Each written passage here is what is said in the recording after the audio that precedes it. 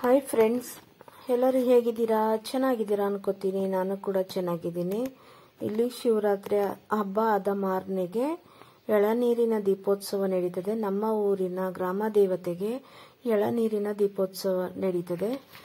ಇಲ್ಲಿ ಹೊಳೆಯಿಂದ ನೀರು ತಗೊಂಡು ಬಂದು ದೀಪಕ್ಕೆ ಹಚ್ಚಿ ಇಲ್ಲಿ ದೇವ್ರು ಕಾಣಿಸ್ತಾ ಇದೆಯಲ್ಲ, ಈ ಮಾರಮ್ಮನ ತಲೆ ಮೇಲೆ ದೊಡ್ಡದು ಒಂದು ದೀಪ ಇಟ್ಟು ನೀರಿನ ದೀಪನ ಎಳನೀರನ್ನ ಅದ್ರಲ್ಲಿ ಹಾಕ್ತಾರೆ. ಪ್ರತಿಯೊಬ್ಬರು ಎಳ್ನೀರು ತಂದಿಲ್ಲಿ ಆ ದೀಪಕ್ಕೆ ಹಾಕ್ತಾರೆ. ಎಳನೀರಿನ ದೀಪ ಇವತ್ತು ಹಚ್ಚಿದರೆ ನಾಳೆವರೆಗೂ ಉರಿತಾನೆ ಇರುತ್ತೆ.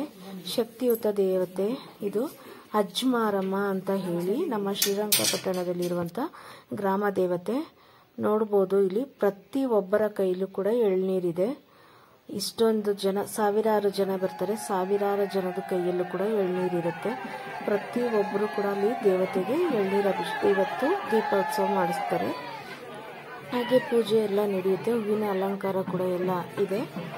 ಲೈಟ್ ಸೆಟ್ಟಿಂಗ್ ಆಗಿರ್ಬೋದು, ಹೂವಿನ ಅಲಂಕಾರ ಇರ್ಬೋದು, ಇವತ್ತು ನಡೀತಾ ಇದೆ. ಶಿವರಾತ್ರಿ ಹಬ್ಬ ಆದ ಮಾರನೇ ದಿನ ಪ್ರತಿ ವರ್ಷ ಕೂಡ ಇದೇ ರೀತಿನೇ ನಡೆಯುತ್ತೆ ಅಂತಲೇ ಹೇಳ್ಬೋದು. ಇದು ಶಕ್ತಿ ದೇವತೆ, ನಮ್ಮ ಊರಿನ ಶಕ್ತಿ ದೇವತೆ ಅಜ್ಮಾರಮ್ಮ ದೇವಿ ಅಂತಲೇ ಹೇಳ್ಬೋದು.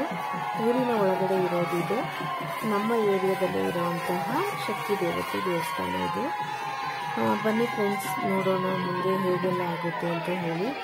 ನೋಡ್ಬೋದು ಇವಾಗ ಹೊಳೆಯಿಂದ ದೇವ್ರು ತರ್ತಾ ಇದ್ದಾರೆ.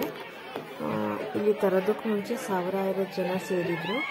ಇಲ್ಲಿ ಒಬ್ಬೊಬ್ಬರಾಗೆ ಬರ್ತಾ ಇದ್ದಾರೆ. ಹೊಳೆಯಿಂದ ಬರ್ತಾ ಇರೋರು ಅಂತವರು.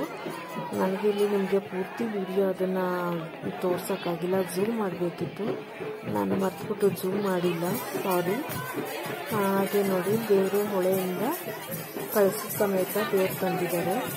ಇಲ್ಲಿ ಬಂದಮೇಲೆ ಇಲ್ಲಿ ಪೂಜೆ ಪುನಸ್ಕಾರ ಎಲ್ಲ ನಡೆಯುತ್ತೆ. ಪೂಜೆ ಎಲ್ಲ ಒಳಗಡೆ ದೀಪಕ್ಕೆ ಪೂಜೆ ಎಲ್ಲ ಮಾಡಿ ಆಮೇಲೆ ದೇವರ ತಲೆ ಮೇಲೆ ತಂದಿಟ್ಟು ಬಂದಿರೋ ಭಕ್ತಾದಿಗಳ ಕೈಯಿಂದ ಎಳನೀರನ್ನು ಇಳಿಸ್ಕೊಂಡು ಆ ದೀಪಕ್ಕೆ ಹಾಕ್ತಾರೆ. ಹಾಕಿದ ನಂತರ ಇವತ್ತು ಹಚ್ಚಿದರೆ ನಾಳೆವರೆಗೂ ಕೂಡ ನೀರಿನ ದೀಪ ಉರಿತಾನೆ ಇರುತ್ತೆ. ಇಲ್ಲಿ ನಡೆಯುವಂಥ ಶಕ್ತಿ ದೇವತೆಗೆ ಇದು ಪ್ರತಿ ವರ್ಷ ಕೂಡ ಮಾಡ್ತಾ ಇರ್ತಾರೆ. ಬನ್ನಿ ಹಾಗೆ ನೋಡೋಣ ಮುಂದೆ ಏನೆಲ್ಲ ಆಗುತ್ತೆ ಅಂತ.